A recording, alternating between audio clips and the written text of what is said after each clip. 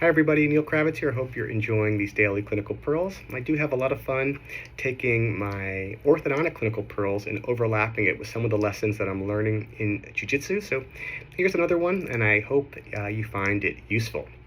I was giving a lecture in Toronto, and an orthodontist asked me, how do I get out of a certain situation? They presented a scenario of a very tricky malocclusion and what steps I would take to successfully address that malocclusion. And I said, oh, that malocclusion, the way to address that malocclusion is to address it much earlier in treatment. And that was a line that my jiu-jitsu coach told me. When I asked him, how do I get out of this tricky situation?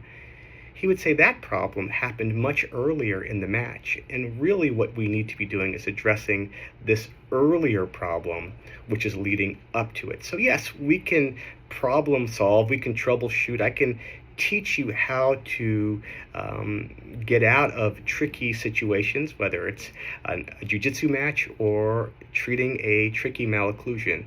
And those are important to learn. It's important to know how to get out of binds because we're going to experience them every day. But if we're talking about learning, right, then we need to really ask ourselves, why is this situation happening? How is this situation happening?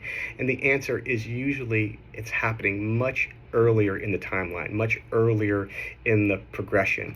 And that is really the bigger lesson here. That's what's really fun. So yes, I can give you a few clinical pearls to fix that malocclusion, to prevent root resorption, to close an open bite, to address relapse. And my coach can give me a few pearls to adjust my body and get out of tricky holds.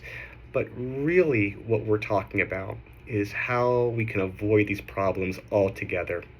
And I like thinking about the earlier problem, the initial red flag that was missed that led to a sequence of events that led us to where we are. Think of a challenging conversation you're having with someone. Yes, we can end that conversation successfully, but the reason that conversation happened, that discussion, that argument, is because of a problem that happened earlier that still has not been addressed. So that's the pearl here. The pearl is, yes, get very good at troubleshooting. It's good to figure out how to resolve those types of complications. But what you really want to do when it comes to learning is address the problems earlier on in the timeline.